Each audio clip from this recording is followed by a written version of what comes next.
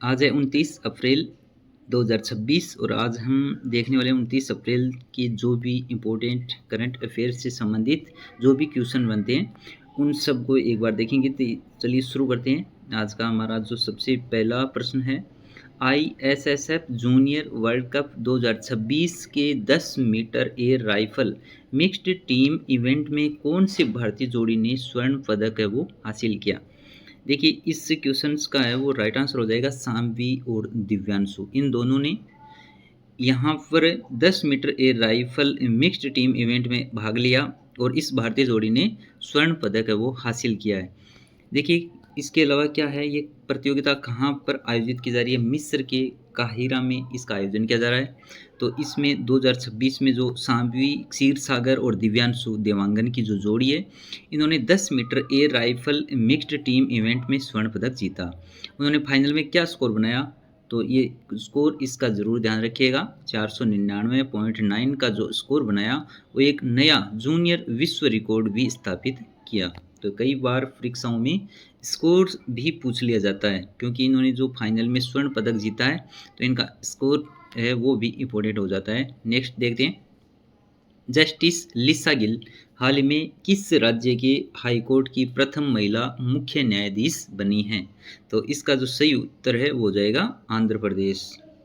देखिए इसमें किसी भी ऑप्शन में दिया नहीं गया है, बाकी इसका जो सही उत्तर है वो क्या माना जाएगा, आंध्र प्रदेश। ये हाल ही में आंध्र प्रदेश हाईकोर्ट की प्रथम महिला मुख्य न्यायाधीश बनी है।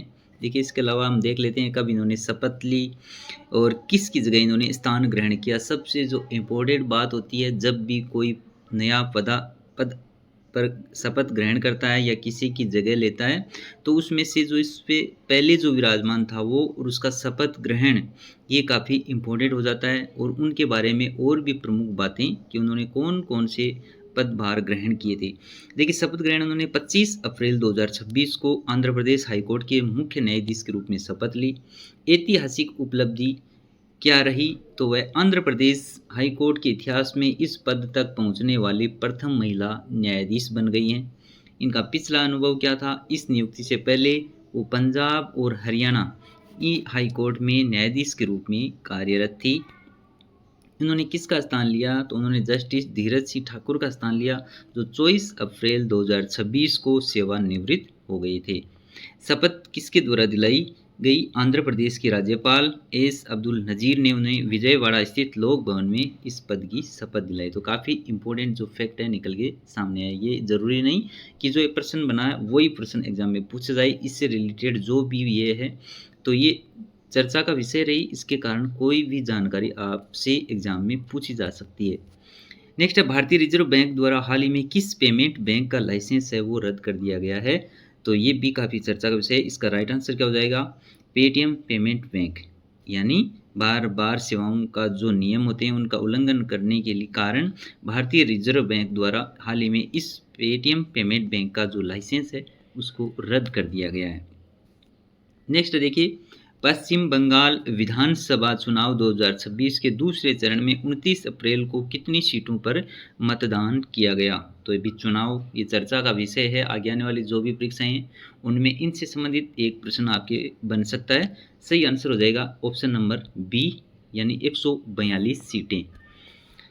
देखिए पश्चिम बंगाल विधानसभा चुनाव 2026 के दूसरे और अंतिम चरण में 29 अप्रैल 2026 को 142 विधानसभा सीटों पर वो मतदान किया गया। इस चरण में कोलकाता, उत्तर और दक्षिण 24 परगना, हावड़ा, हुगली, नदिया यानी इस प्रकार से पूर्वी वर्धमान जैसे जिलों की सीटें भी शामिल थी। नेक्स्ट है, 69वें राष्ट्रीय फिल्म पुरस्कार 2026 में सर्वश्रेष्ठ अभिनेत्री का पुरस्कार किसे प्रदान किया गया है, साई पल्लवी को। यानी राइट आंसर क्या हो जाएगा, option number C, Sai Pallavi को 69वां जो राष्ट्रीय फिल्म पुरस्कार है। तो ये भी क्रम भी याद रखना है, राष्ट्रीय फिल्म पुरस्कार 2026 क्रम 69वां, सर्वश्रेष्ठ अभिनेत्री का पुरस्कार साई पल्लवी को।